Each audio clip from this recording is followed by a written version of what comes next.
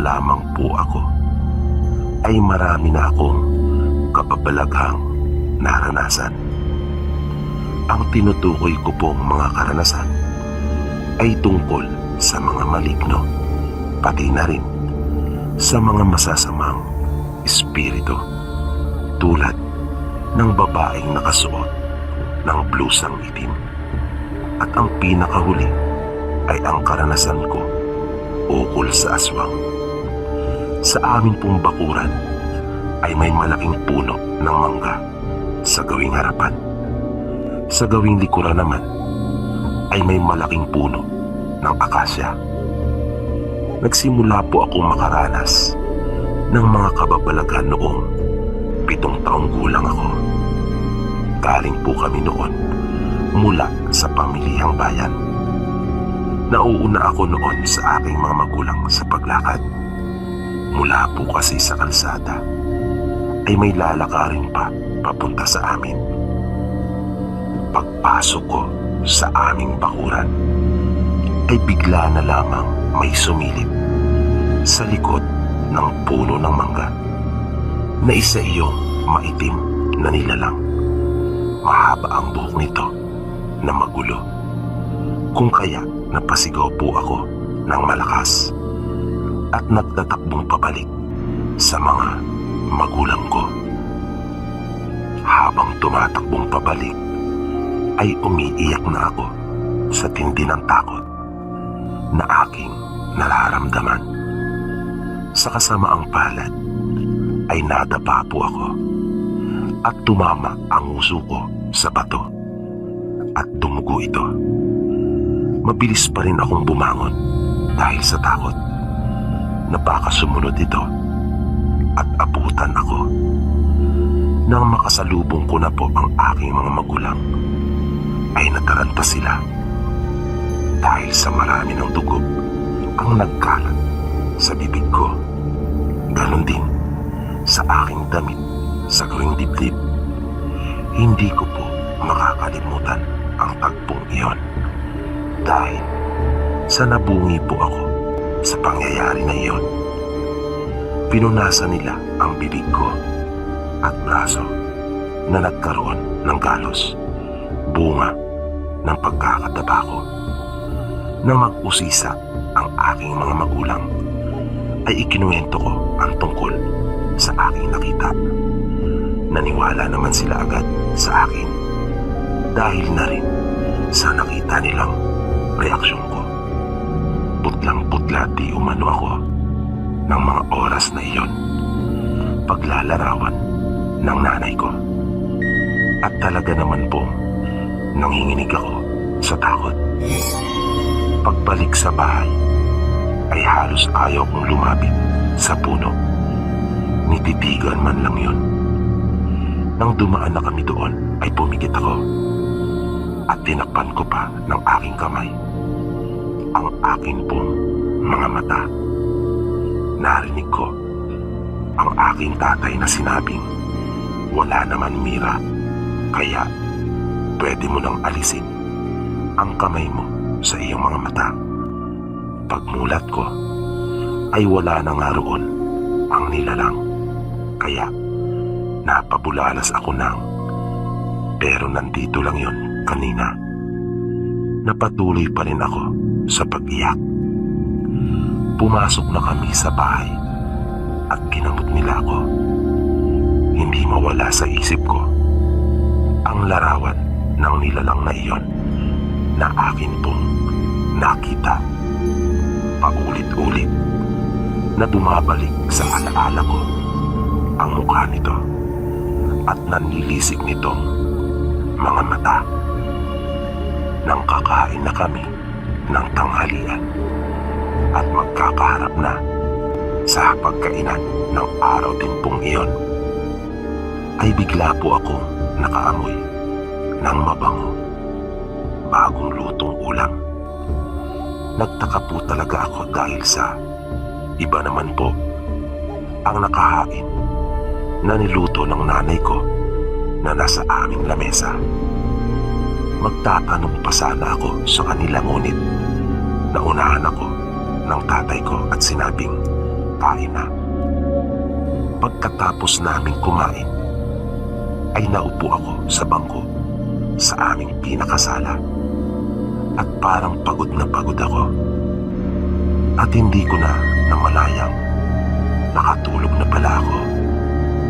Dahil nang magkamalay ako ay nasa kwarto na.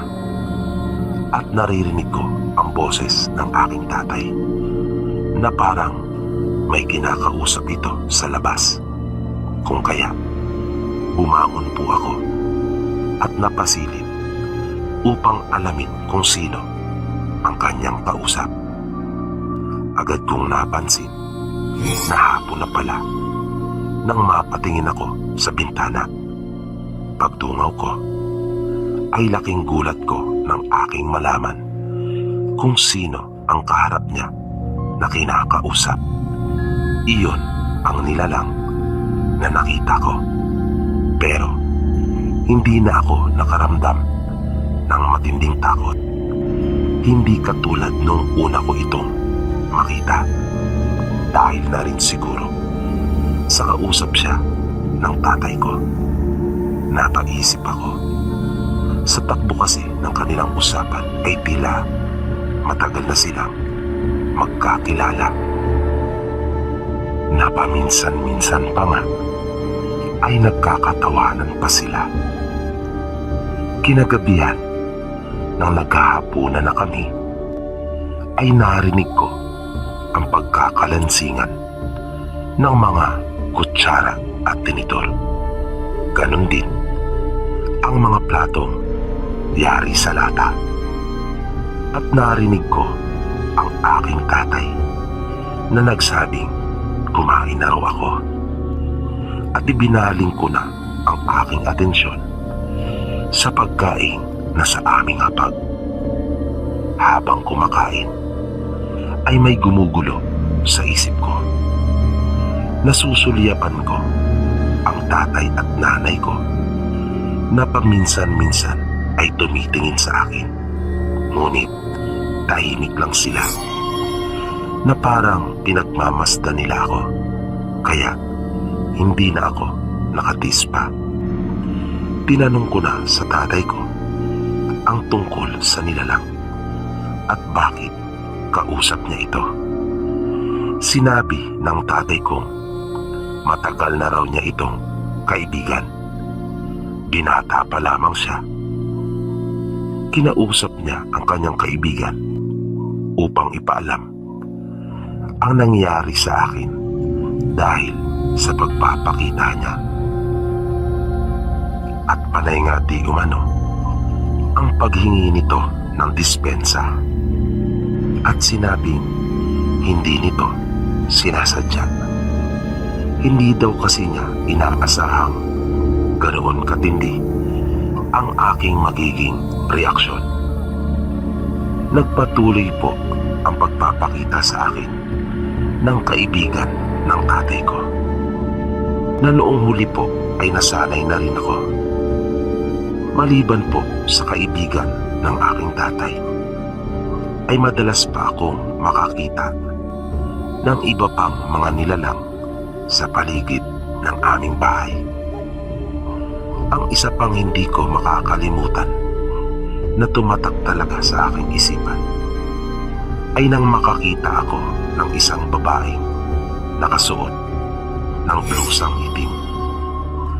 Galing ako noon sa aming paaralan. Ang edad ko po ng mga panahon na iyon ay magsasampung taong gulang. Inutusan ako ng nanay ko na kumuha ng talbos ng kamote nang bigla akong natigilan. Hindi na ako nakagalaw pa sa aking kinatatayuan. Pakiramdam ko ay nanigas ang buo kong katawan.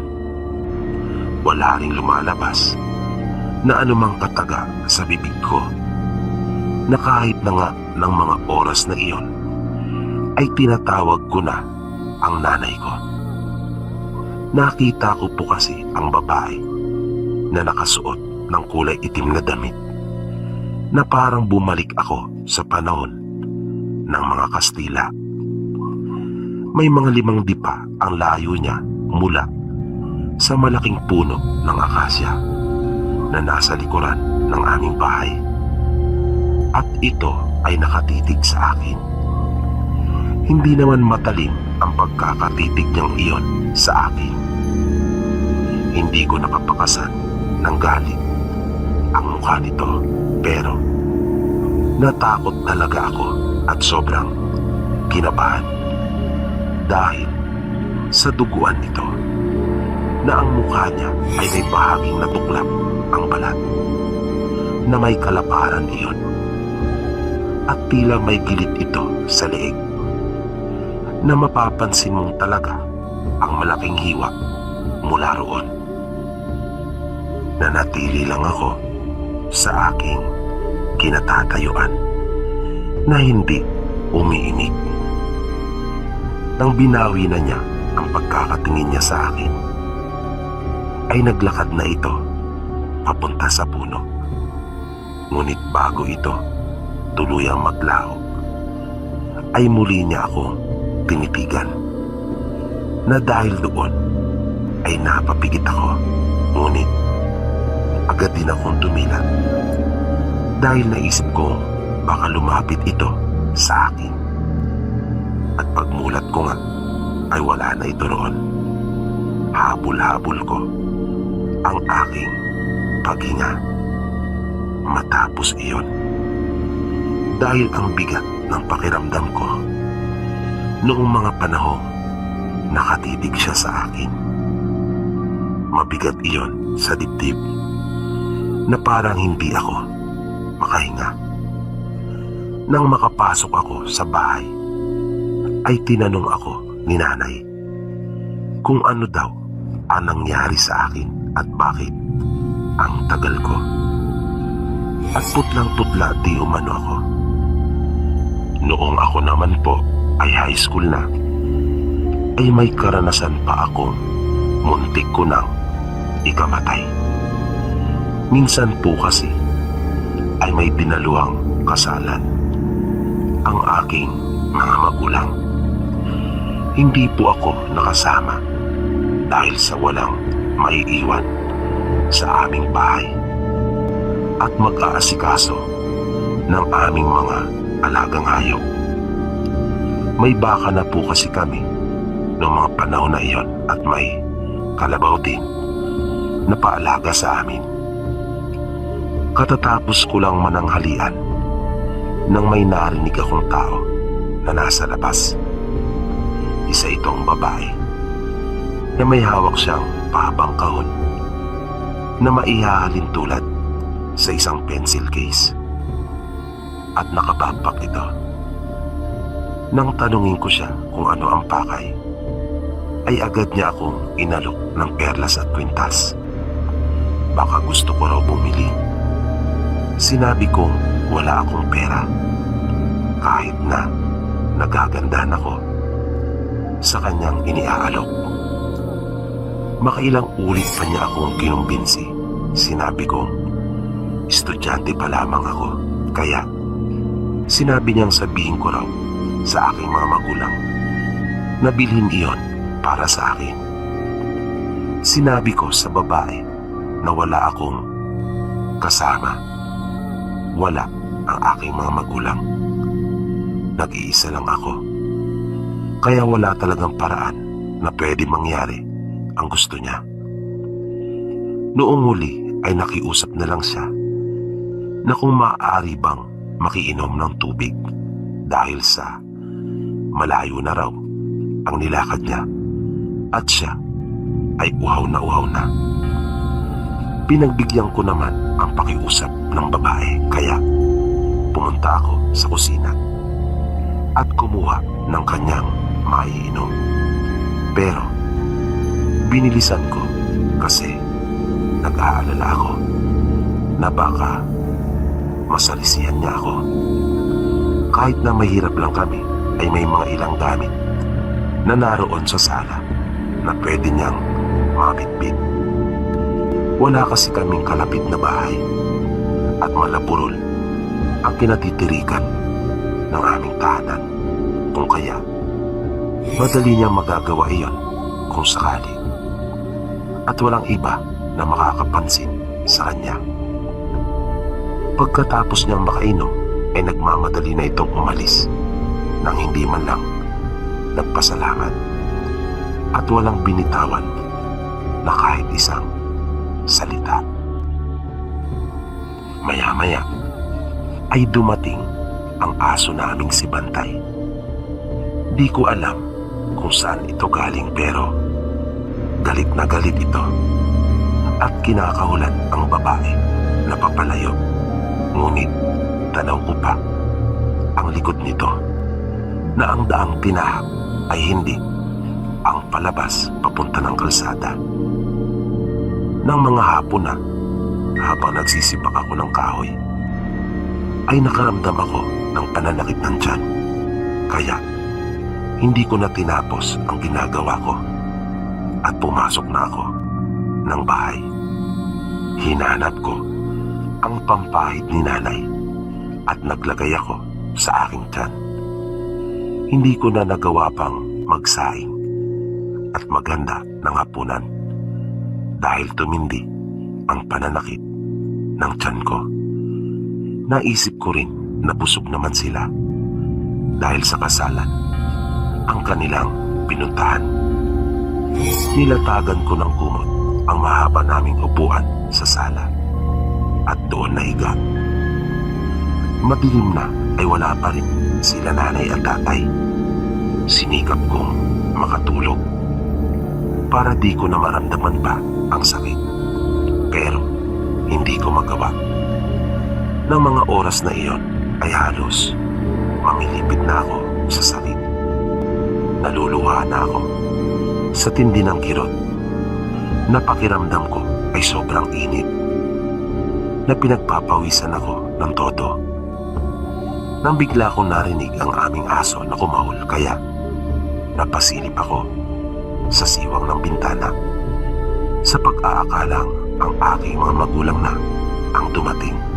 Ngunit wala akong nakitang liwanag ng flashlight. Ang nakita ko ay ang aming aso na tila may kinakahulan sa aming bubungan.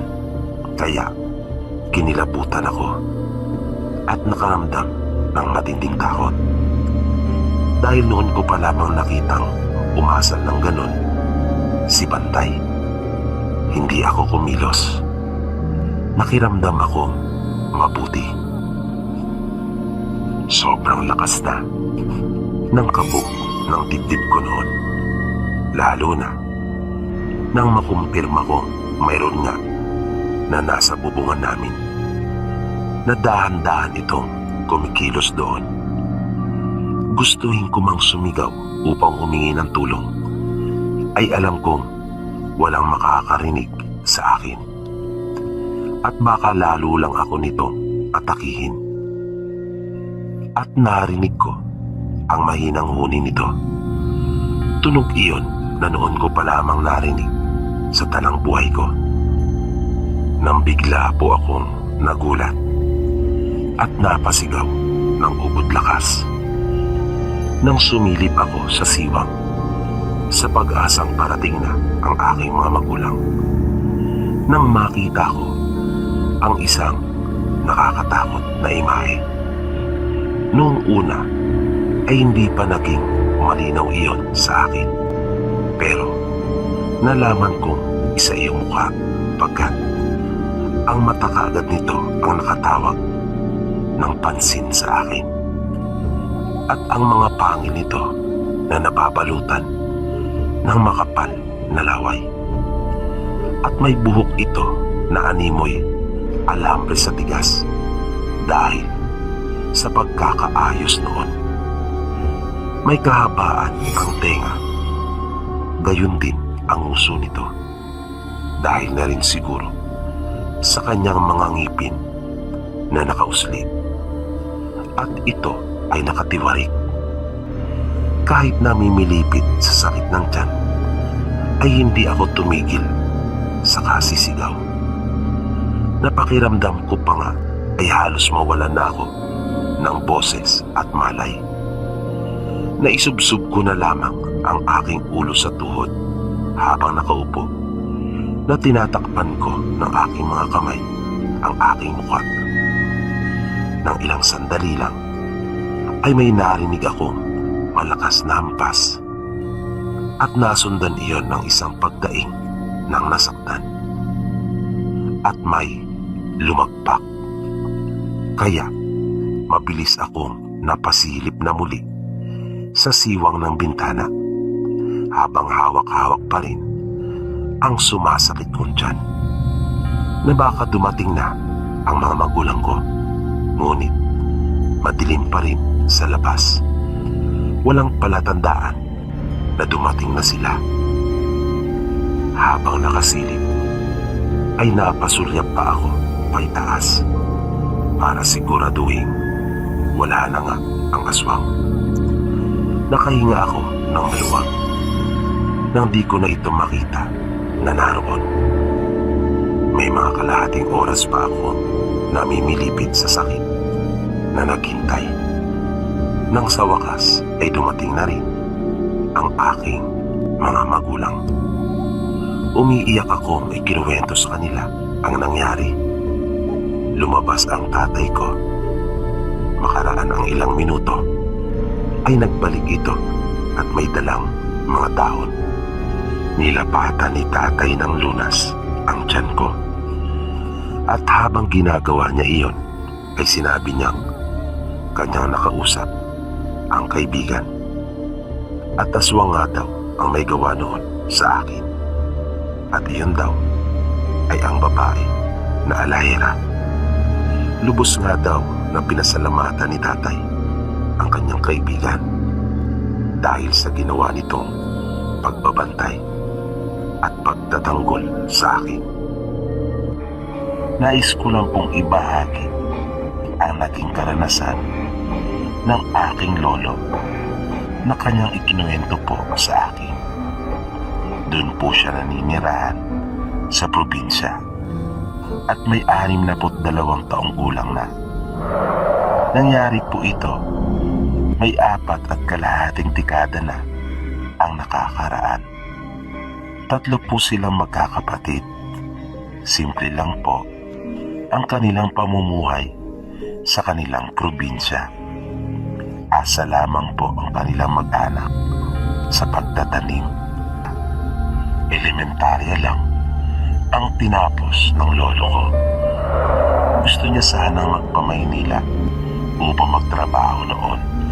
Pero nagdadalawang isip siya dahil walang makakatulong ang kanyang mga magulang sa mga gawain doon sa kanila. Medyo matanda na po kasi ang kanyang mga magulang noong mga panahon na iyon. Kaya niya naikwento iyon dahil kung nakapagpa-Maynila daw po siya ay hindi niya mararanasan ang isang pangyayari sa kanyang buhay na talaga naman pong hindi niya makakalimutan. Minsan daw po kasi ay nagkayayaan sila ng kanyang mga kaibigan. Mga dati rin niyang kaklase sila. Maligo daw po sila sa Busay. Ang Busay po na tinutukoy doon sa kanila ay falls. May maganda po kasing falls doon sa kanila. Mataas po at malakas ang tubig. Maganda po talagang mamasyal doon at maligo. Pero may bali-balita po na may engkanto doon sa lugar. Bagaman nakalawang beses na pong maligo ang lolo ko noon doon. Ngunit wala naman silang naranasang ganoon. Yun nga lang, mas malala pa pala ang kanilang mararanasan. Bali 5 po sila na maliligo noon doon. Kasama niya ang kanya nakababatang kapatid na lalaki na sumunod sa kanya. Pinayagan naman sila ng kanilang mga magulang. Kahit pa nga noong una medyo atubili din ang mga ito dahil nga sa kumakalat na kwento tungkol sa mga engkanto na naroon sa lugar.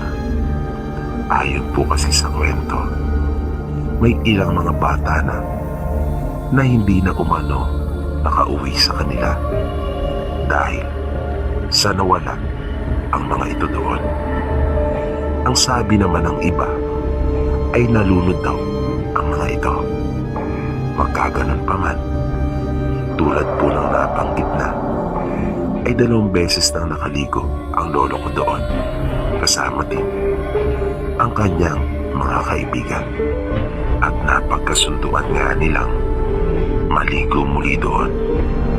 Kaya maaga pa lang ay inihanda na nilang magkapatid ang kanilang mga dadalhin, kasama na ang iaambag nilang pagkain. Nagdala rin sila ng mais at mani. Nagbitbit na rin sila ng ilang pirasong daing at bigas. Pagdating nila sa tagpuan, ay naroon na ang isa nilang kaibigan na si Alvin na naghihintay.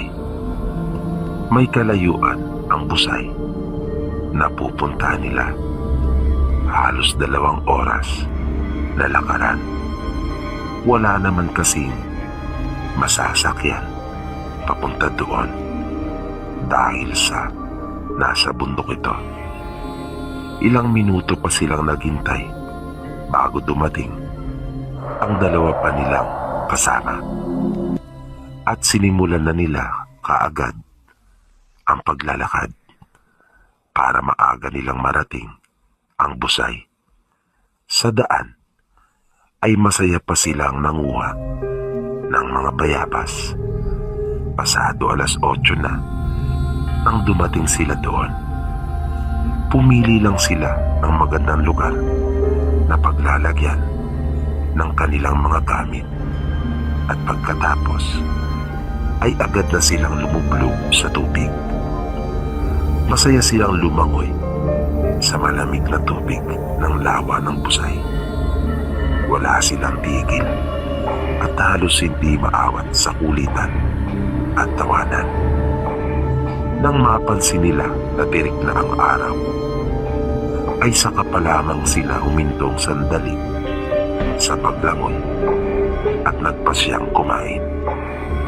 Matapos nilang kumain, ay nagpahinga lang silang sandali at bumalik na rin kaagad sa paliligo. Dahil sa kanilang kasiyahan, ay hindi nila namalayan ang oras. Parang ang bilis talaga dahil nabitin pa rin sila sa paliligo. Kaya umahaw na rin sila dahil nga sa naisip nilang malayo pa ang kanilang uuwian. Nang inihahanda na nila ang kanilang mga gamit, ay may napansin ang kaibigan nilang si Alvin na tao. Siya ang unang nakakita dito at napalingon lang ang kanyang mga kasama nang naibulalas niyang may tao. Malayo pa ito sa kanila at halos di pa nila matanaw ang muka, ay bumati na sila ng magandang hapon. Nakaramdam ang lolo ko ng kakaibang kaba nang nagpatuloy ito sa paglakad papalapit sa kanila, dahil hindi karaniwan ang ginagawa nitong paglakad na nakabukaka ito, na bahagyang nakayuko at nakalugay ang buhok nito na halos matakpan na ang kanyang mukha, ngunit kita ang mata nito na nanlilisik. Sinabi ng lolo ko sa kanyang kapatid at kanila Alvin na kanila nang bilisan at umalis na sila.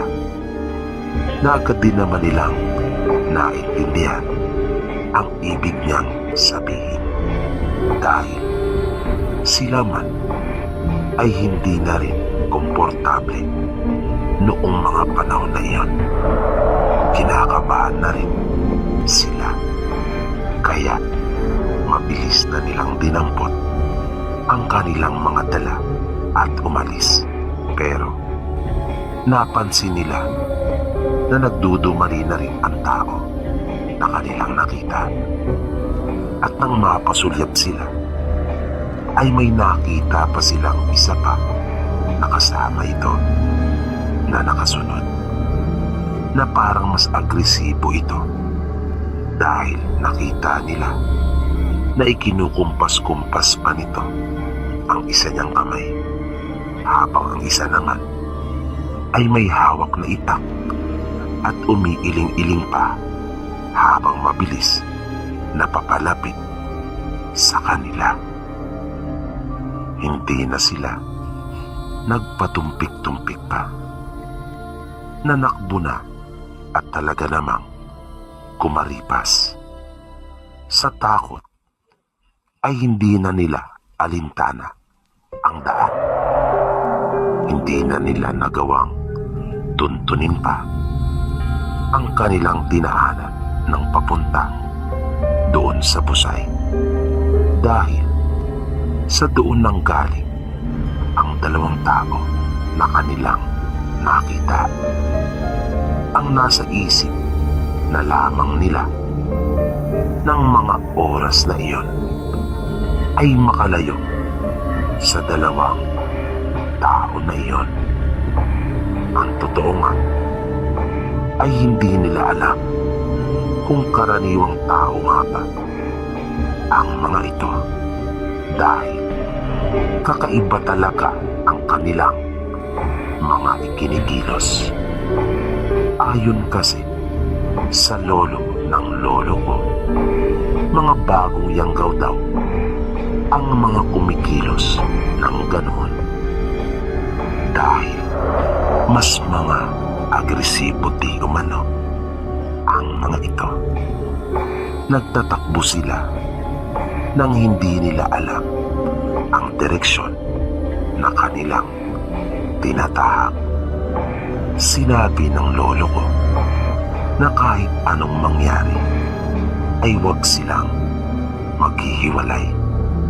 Habang lumalayo sila sa Busay ay nagiging mas masukal at madilim ang lugar na nakakapagpadagdag ng takot sa kanila.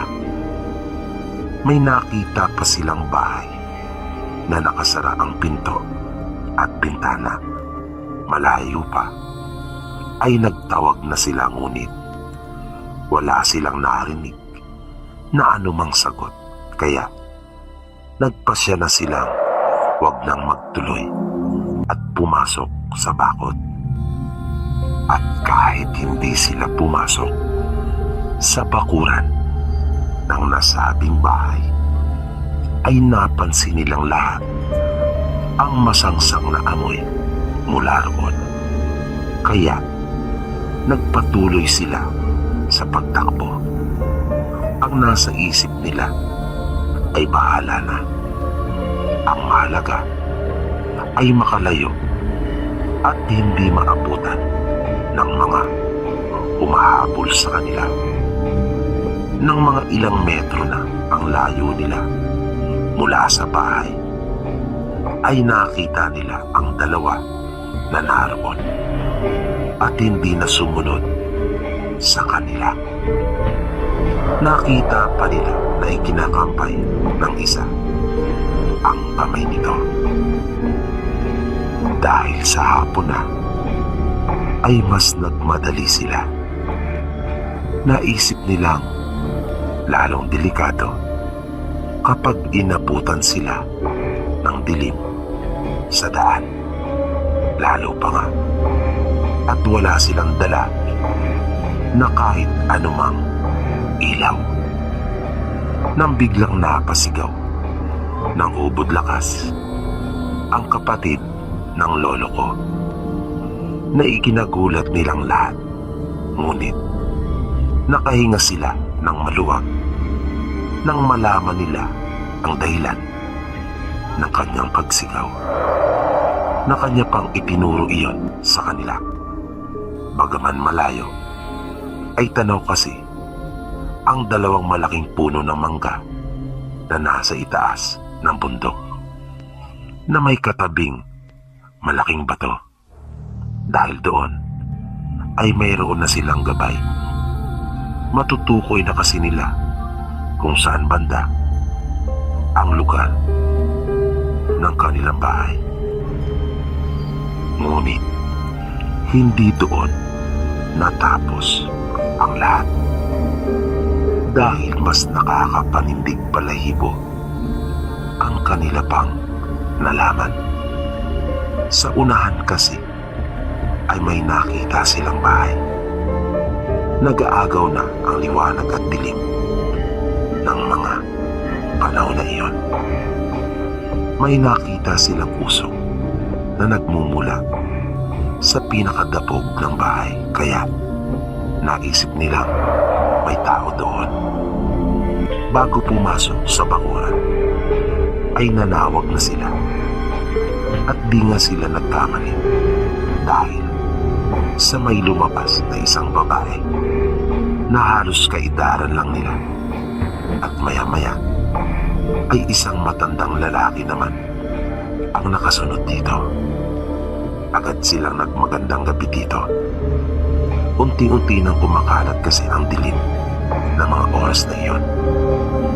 Sumagot naman ang mga ito at nagmagandang gabi din sa kanila. Nakiusap sila na kung maaari bang makituloy. Noong una ay napansin nilang tila tubili pa ang babae. Marahil dahil sa napansin niyang puro sila mga lalaki. Ngunit narinig nila ang matandang lalaki na sumagot at pinatuloy sila. Abot-abot ang pasasalamat nila sa matanda dahil sa pinagbigyan niya ang kanilang pakiusap. Pagkaupo nila ay agad na nagtanong ang matanda kung saan sila galing. Kaya sinabi nilang naligo sila sa busay. Sunod na itinanong ng matanda kung taga saan sila, na agad naman nilang sinagot. Nang biglang sabihin nito at itanong na kung may nakita ba raw silang hindi pangkaraniwan. Kaya nagkatinginan sila at sinabi, meron po. Sinabi ng matanda na halata daw kasi sa mga kilos at pagmumukha nila. Saad pa ng matanda ay maswerte daw sila at hindi inabutan ng mag-asawa, na ayon pa sa kanya ay mga mababangis daw talaga at walang awa. Sumagot ang lolo ko at sinabi ang ibinahagi sa kanya ng kanyang lolo. Hindi sumang-ayon sa kanya ang matanda nang sabihin niyang bagong yanggaw na aswang ang mag-asawa. Sinabi nitong matagal ng aswang ang mag-asawa. Sabi pa ng matanda, ito daw ang dahilan ng mga nababalitang nawawala sa pusay. Kaya napabulala silang totoo pala ang mga kwentong kumakalat.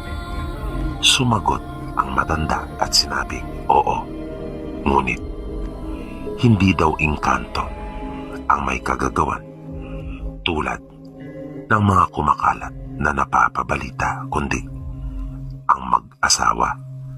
Kaya hindi na raw nakikita ang mga ito ay dahil kinukuha at kinakatay.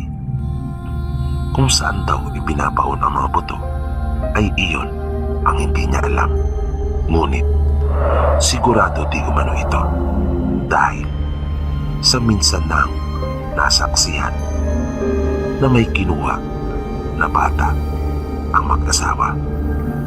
Wala nga lang daw siyang lakas ng loob na manghimasok dahil sa nag-aalala siya para sa kanyang apo. Hindi rin daw niya maipagbigay alam sa iba dahil baka siya pa ang mapagtawanan at maging magulo pa ang buhay nilang maglolo. Nakiusap sila na kung maaari bang makahingi ng kahit isang bote ng gin na gaas para may magamit silang ilaw sa kanilang pag-uwi, na kanila na lamang iyong ibabalik at papalitan. Humingi ng paumanhin ang matanda at sinabi hindi daw niya sila mapagbibigyan dahil sa kaunti na lamang di umano ang imbak nilang gaas at di pa raw ito sigurado kung makakapagbabayan para makabili dahil sa kapos din di umano sila ng mga pagkakataon na iyon. Kinumbinsi na lamang sila nito na doon na sa kanila matulog at ipagpabukas na lamang ang kanilang pag-uwi. Nagtinginan sila sa isa't isa ng kanyang kapatid at mga kaibigan. Nagpasya silang sundin na lamang ang payo ng matanda sapagkat wala naman silang iba pang pagpipilian. Ilang sandali lang ay nagyaya na ang mga ito na kumain. Inilabas na rin nila ang mga natira nilang pagkain at ibinahagi din sa maglolo. 2 lampara lang ang gamit nila sa bahay. Ayos lang naman dahil maliit lang rin ang kubo nila. Pagkatapos nilang makakain ng hapunan ay nagpahinga na muna sila na nakaupo sa isang mahabang bangko na nakadikit sa dingding na yari sa kawayan. Nagkwentuhan pa muna sila kasama ang matanda habang ang apo nito ay nakatayong nakikinig lang sa kanila. Maraming ibinahagi sa kanila ang matanda na noong huli ay nakilala nilang si Lolo Pitong. Yun daw ang nakagawian ng mga taong itawag sa kanya dahil sa Agapito daw ang tunay niyang pangalan. Nang bigla na lamang natigilan ito sa kanyang pagkukwento at nakita nilang napasulyap ang matanda sa dingding na hindi gumagalaw ang kanyang ulo. Sumenyas ito na wag daw silang maingay. Sabay tanong sa mahinang boses kung kanila ba daw naririnig iyon. Sinabi pa nito na masama di umano ang kanyang kutob pagkat may aswang daw na nasa labas. Kumabog kaagad ang dibdib ng aking lolo ng mga oras na iyon. At tulad ni Lolo Pitong ay malakas ang kutob nilang iyon ay ang mag-asawa. Dahan-dahang tumalikod ang matanda sa kanila at tinungo ang kusina. Dumiretso ito sa may dapog. Pagbalik ay may baon na itong hawak na may lamang mga abo. May mga binanggit ito. Di nga lamang matandaan ng lolo ko ang mga eksaktong pangungusap nito. Basta sa huli, ang kanyang naintindihan lang ay ang mga katagang puwera aswang. Nang tanungin nila ang matanda, ay sinabi nitong pangontra daw iyon sa mga aswang na kahit dumating pa di umano sa puntong dumugi na sila ng mga aswang ay hindi daw sila mababasta-basta ng mga ito. Ikinalat ni Lolo Pitong ang abo sa gilid ng dingding palibot ng bahay. Unti-unti ay naririnig na rin nila ang kakaibang huni ng mga aswang. Mahina lamang iyon na sumasabay sa tunog ng mga kuliglig. Maliban sa kanilang huni, ay naririnig din nila ang mga tuyong dahon na naaapakan sa labas ng bahay. Nagpatuloy ang matanda sa kanyang pag-usal na nung huli ay naglabas pa ito ng 2 bakal at ikiniskis sa isa't isa. Naramdaman naman nilang tila nagalit ang mga aswang. Sumigaw ang matanda ng malakas at naghamon na pasukin daw sila sa bahay. Na dahil naman doon ay naramdaman ng lolo ko ang kanyang kapatid na lalong humigpit ang pagkakakapit sa kanya. Nakiramdam pa sila ng ilang sandali nang bigla na lamang napatingala sila nang lumundo ang balayan ng kubo nila Lolo Pitong. At bagaman gasera lamang ang ilaw na nasa loob ng bahay ng maglolo, ay kitang-kita nila kung paano hinawid ang pawid nilang bubungan. At bigla na lamang may pumula. Matapos iyon, nilakasan ni Lolo Pitong ang pag-usal. Biglang nawala ang bagay na iyon na pumula sa may bubungan. At narinig nila ang malakas na tunog na may lumundag mula doon. Maya-maya ay nakita nilang binitawan na ni Lolo Pitong ang kanyang hawak na 2 bakal. Nawala na rin ang huni ng mga ito. Sinabihan niya kami na maaari na raw kaming matulog dahil umalis na ang mga ito. Kaya inilatag na namin ang banig na iniabot sa amin ng kanyang apo at magkakatabi na kaming nahiga. Nang mga madaling araw na ay nakaramdam ako ng matinding ginaw, kaya kinapa ko ang kumot. Nang wala akong makapa ay napamulat ako. Nanlaki ang kanyang mga mata nang makita niya si Lolo Pitong na nakatayo sa kanilang harapan na tila pinagmamasdan sila. Tinungo nito ang mahabang upuan na kawayan at naupo. Sinabi nitong wag na raw siyang mag-alala pagkat binabantayan niya sila, kaya matulog na raw ito ng mahimbing. Kinaumagahan ay mataas na ang araw nang magising ang lolo ko. Nakita niya silang nagkakapina ng sinangag na bigas. Matapos iyon ay nagpaalam na sila kay Lolo Pitong at sa apo nito. Lubos ang kanilang pasasalamat sa ginawa nitong kabutihan para sa kanila. Pagdating nila ng kanilang tahanan ay alalang-alala sa kanila ang kanilang mga magulang. Akala daw kasi nila ay kung napaano na sila.